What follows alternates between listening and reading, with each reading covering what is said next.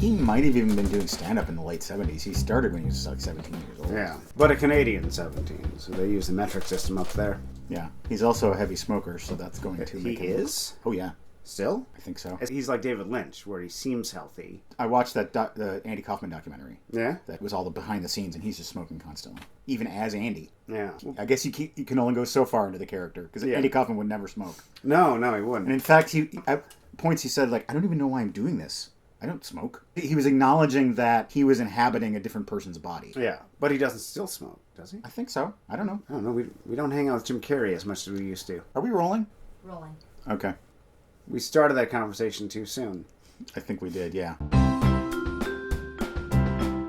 What time is it? It's unboxing time. We are going to open our mail, and we're going to thank our donors, people who go to welcometothebasementshow.com and contribute with either a one-time or rolling monthly donation. People don't do that, do they? People do that. Robert, Susan, Rebecca, Tabitha, Graham, Kendall, Jenny, Francesco, Jonathan, Corey, Danielle, Aaron, Brian Kelly Illustrations, Paul, Jared, Reiner, Bridget, Austin, Eden, Grace, Jason, and B.A. Mikey D. B.A. Mikey D. The rest of our donors later in the show. This postcard is from Sean Henry over there in British Columbia, and he says, an interesting exhibit juxtaposing Edward Curtis photographs with pictures by modern native artists at the Seattle Art Museum. Ah.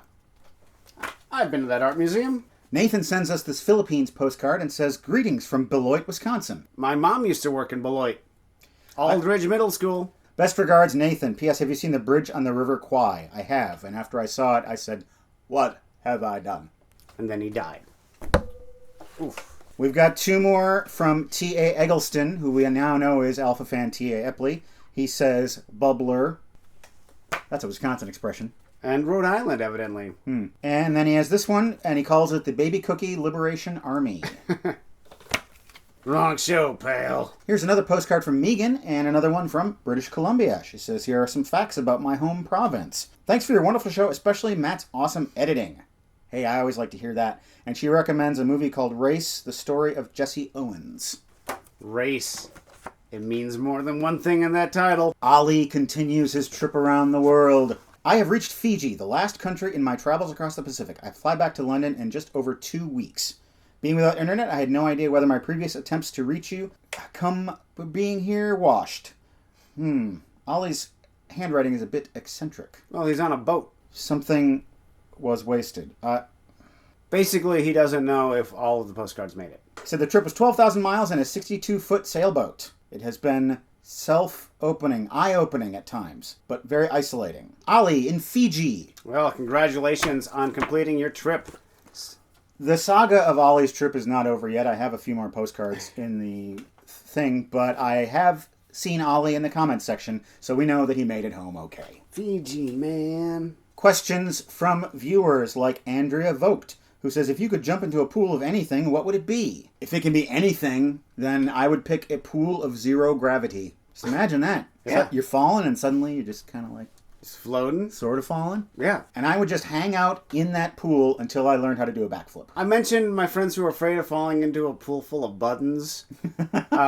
So I would have to say a pool full of buttons because I've been wondering how that would feel ever since. And I think it would feel amazing. Kobe Sampson has a personal question for me. Craig, I was born in Seattle and I was wondering what drew you to the place, your fondest memory, and if you were around for the WTO protests.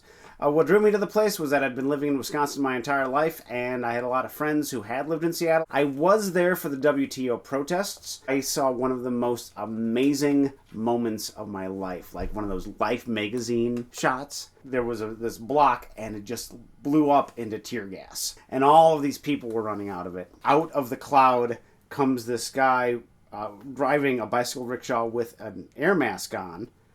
And this fat guy just like sprawled out in back, and his shirt's torn open in horrible pain, while some other guy is holding onto the back of it and squirting water into the guy's eyes. It is the most distinctive memory of my entire life. I have a question for our viewers. After all the years of doing this show, I sort of have figured out certain factors that will make episodes more or less successful than other ones. Some of these factors are, if the movie I pick has a cult following, it will generally get a lot of views on YouTube. If it's a movie that everybody has seen, Top Gun, Back to the Future 2, it'll get a lot of views. Or if it's a movie with a recognizable title, Soylent Green. Not everybody's seen it, but everybody knows about it. Yes. Sci-fi and animated movies do pretty well, and movies without subtitles. There is a movie from this season that has none of those factors, and yet inexplicably is overperforming in terms of views.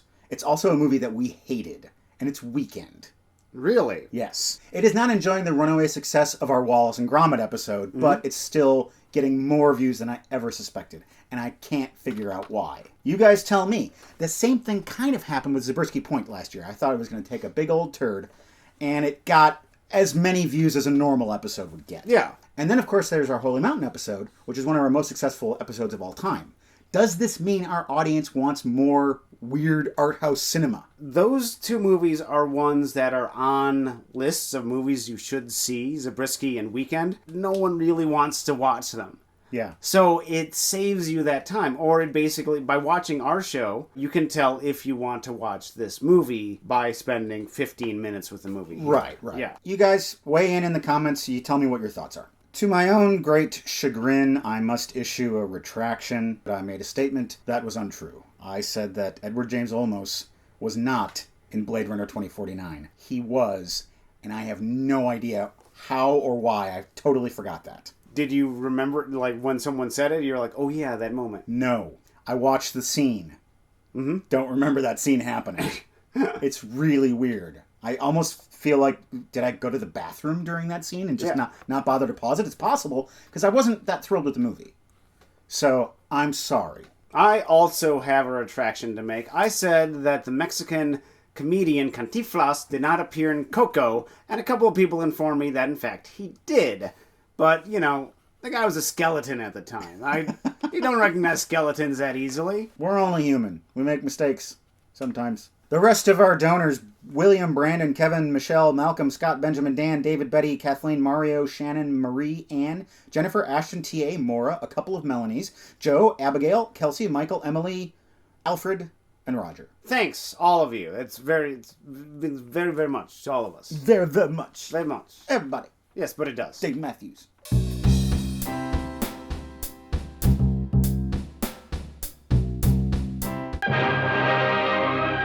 Ba-ba-da, scoobity, ba-ba-ba-boo.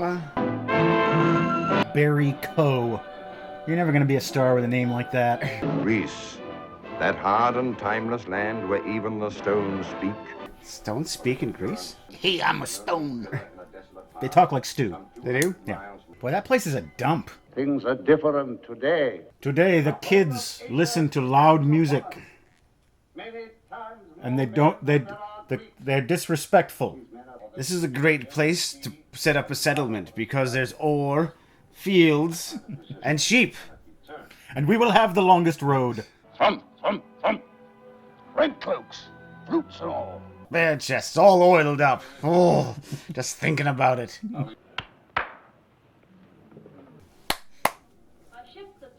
Itan, Evitas. I'm sorry, I don't speak Greek. But Aunt Gorgo, this is a dangerous time. Gorgo? You think? I haven't heard a name that bad since Count Dooku. I'm proud of you. I want you to freak me nasty.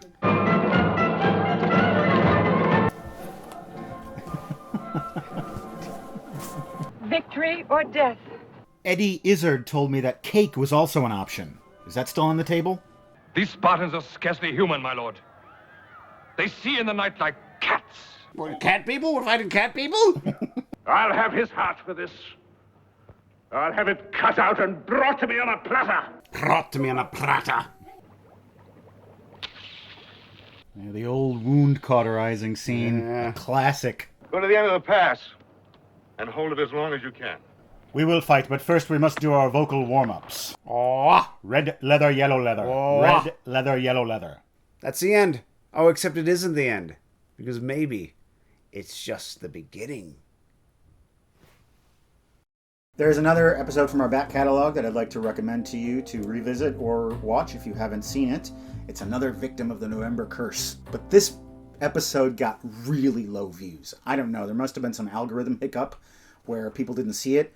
And it's another movie that Craig picked, and it is Alfie. Oh, Poor Alfie is so far behind the rest of season 4. yeah. It's a shame. You get Michael Caine playing a rake. You get the third appearance by Eleanor Braun, Hall of Famer, Oh, yeah, that's right. She's in that. as a nervous doctor. Mm-hmm. If you haven't seen Alfie, it's episode 90. Check it out. Let's do some packages. Hey, let's do packages. This is from Grant, who says, Dear Basement Folk, I'm glad to see you liked Your Name. Here's a belated Cartoon June Father's Day gift. Oh. Wolf Children. I guess if it's a Father's Day gift, this belongs to you. There we go. Well, thank you. So we are a big fan of wolves and dogs in the Johnson household. All right, this is from Nico, who's currently in Washington, D.C., but she says, or he says, damn it. Tricky with Nico. Yeah. Over the past 5 years, I have lived in 5 countries across 3 continents.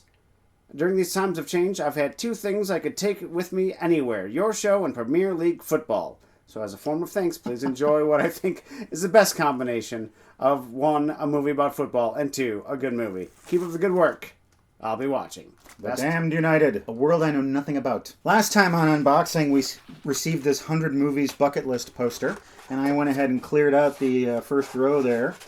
Some fun stuff. And I found out that this was sent to us by Miss Uke. Miss Uke! As the weeks go by, I'm going to do these rows and scratch them off. And I'm only going to scratch off movies that we've both seen. Oh. There is no Ford report this time. That will return on our next episode. And we've got 2 more packages to open. And then we're done. All right, then. This is from Ben in West Hartford, Connecticut. This is from Joseph in Manchester, Missouri. We've got some DVDs and a book. Airplane 2, the sequel. Sonny Bono's in that one. Gladiator. Sonny Bono's not in that one. This is a movie I've never seen. Oh, it is? Really? Can't pick it for the show because it's too long. Oh, this is a classic. Better Off Dead. The first movie I ever reviewed. The Marshall Junior High School paper.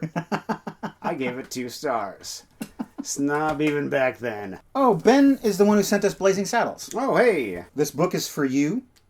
I recently went to Cape Cod, the setting and shooting location for Tough Guys Don't Dance, and I picked up some postcards for Craig while I was there. Hope you like these other goodies. Oh, here we go. Cape Cod. Cape Cod. Bathing horses. Cape Cod. Guys in a boat. Pink Floyd, Dark Side of the Moon. That has nothing to do with Cape Cod. Here we got some Frank Zappa. And Iron Maiden. Oh, this has writing on the back. Hey, Craig, I was wondering why you moved to Seattle and what your likes and dislikes about us, as well as... I think this is the question you just answered. Yeah, Is it from Ben? No, that was from Kobe. Ben, we have already answered your question.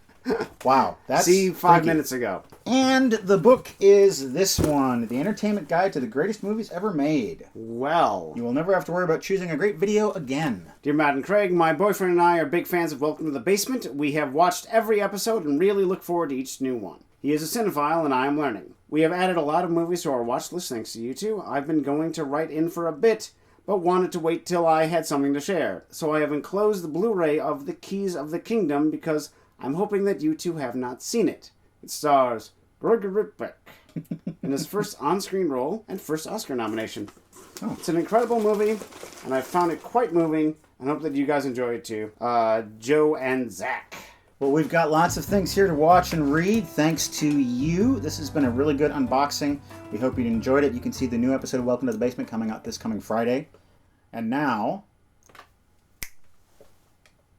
The message you carry today will buy centuries of freedom for Greece. And after these centuries of freedom, there will be a Greek artist who will make a weird... They'll call them movies at that time. They'll make a weird movie called The Lobster. This is what we fight for! That quip is headed straight for unboxing.